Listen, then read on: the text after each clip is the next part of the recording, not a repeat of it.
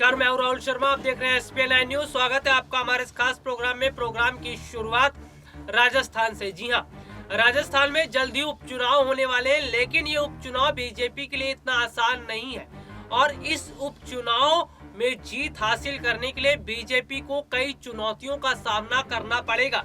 और खबरें तो यहाँ तक भी है कि इस उपचुनाव में बीजेपी को हार का सामना भी करना पड़ सकता है।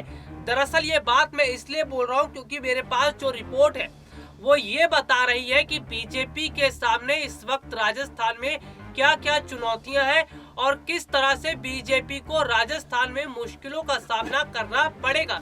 मैं रिपोर्ट पर चलता हूं और देखिए, जैसे कि आपको मैं बता दूं कि सबसे बड़ी जो चुनौती है बीजेपी के सामने वो है किसानों का आक्रोश। जिस तरह से किसान जो है उनकी लगातार ये मांग उठ रही है, वो लगातार ये मांग कर रहे हैं कि केंद्र सरकार ने जो 3 कृषि बिल वो लेकर आए हैं, इन कृषि बिल को वापस लिया जाए। और केंद्र सरकार इस पर टस से मस नहीं हो रही है, यानी कि केंद्र सरकार इस बिल को वापस नहीं लेना चाहती है।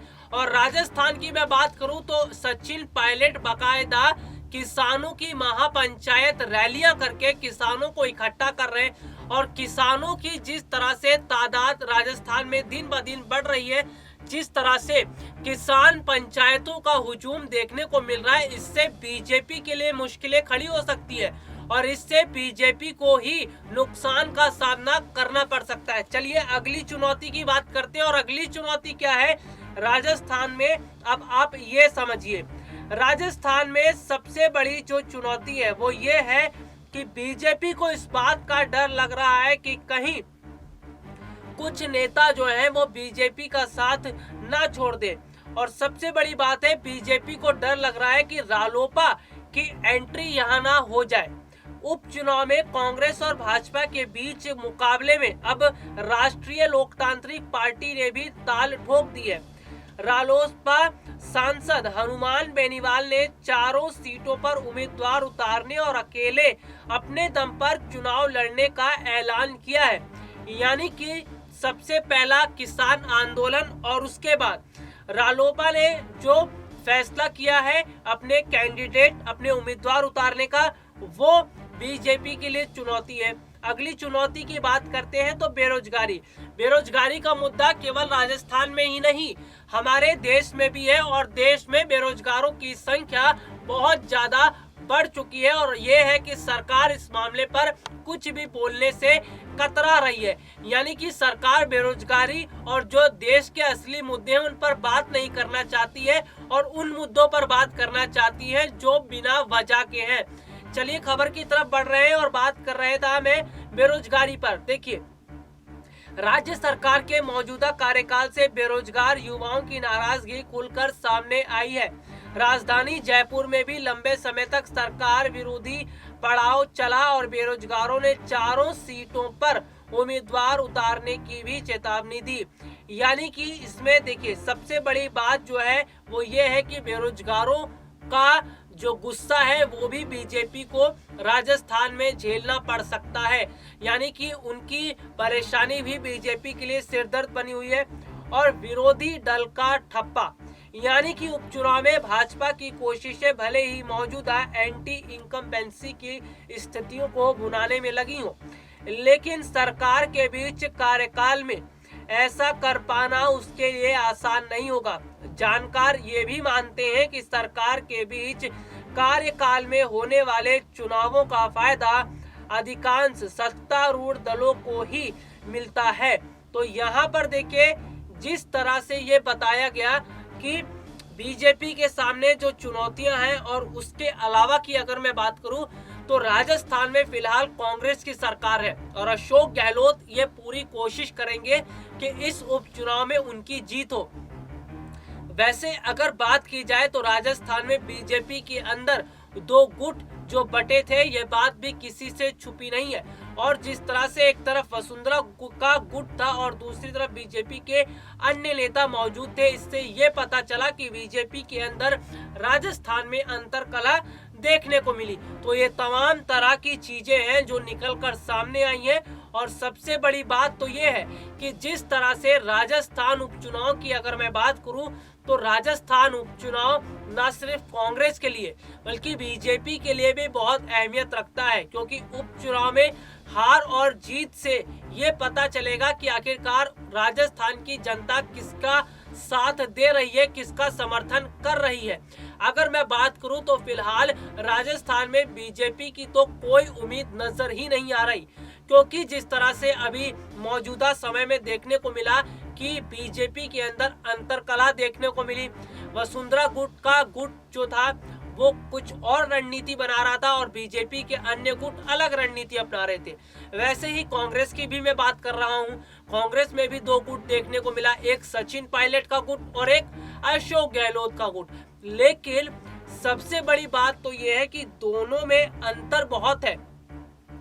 राजस्थान में कांग्रेस की सरकार है और अशोक गहलोत बाकायदा चुनाव जीतने के लिए रणनीतियां तो बनाएंगे ही, और अशोक गहलोत राजनीति के धुरंधर नेता भी कहे जाते हैं। और अगर मैं बात करूं कि जो गुट है राजस्थान में बीजेपी और कांग्रेस के अंदर, ये दोनों ही गुटबाजी दोनों पार्टियों के लिए मुश्किलें खड़ा कर सकती हैं। दरअसल जिस तरह से स्थिति जो बनी हुई है वो दोनों पार्टियों के लिए मुश्किलें बढ़ा रहा है, लेकिन इस वक्त जो मुश्किलें बढ़ रही हैं वो बीजेपी की ज्यादा है, क्योंकि बीजेपी के सामने बहुत सारे ऐसे मुद्दे हैं जो मुद्दे मैंने आपको बकायदा गिनवाए भी और दिखाए भी। तो परेशानियां तो वाकई में बढ़ रही हैं। और सबसे बड़ी बात जो यहाँ पर ये है कि फिलहाल राजस्थान में बीजेपी की कोई उम्मीद नजर नहीं आ रही है।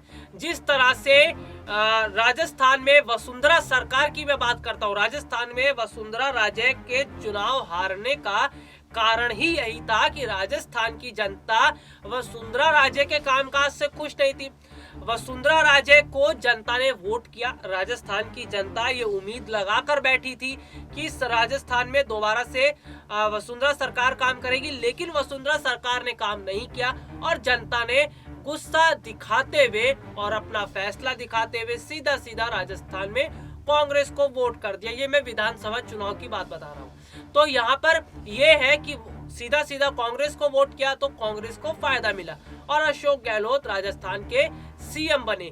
तो यानी कि आप ये समझिए कि जो भी सरकार हो, जो भी राजनीतिक पार्टी हो, काम अगर वो जनता के लिए नहीं करता है तो जनता भी देखती है। देखिए सबसे बड़ी बात यह है कि जनता हर चीजों को समझती है। भले ही राजनीतिक पार्टी के नेताओं को ऐसा लगता है कि बात आई और चली गई, लेकिन जनता हर बातों को ध्यान में रखती है और जनता सभी बातों को ध्यान में रखकर ही वोट देती है और वोट राजस्थान में दिया गया था। तो कुल मिलाकर आप ये समझिए कि जनता उसी पार्टी को वोट देगी जो काम करेगा और जनता के हित के बारे में सोचेगा। तो ऐसे में यहाँ पर मैं राजस्थान की जो बात कर रहा हूँ उपचुनाव को लेकर, तो उपचुनाव से पहले ये जो मैंने आपको परेशानियां बताई बीजेपी के सामने जो आ रही हैं, इन परेशानियों से किनारा कैसे कर पाएगी बीजेपी, ये तो फिलहाल वक्त बताएगा। लेकिन फिलहाल तो स्थितियां जो बन रही हैं वो ये है कि राजस्थान की जनता तो बीजेपी के साथ नजर नहीं आ रही है।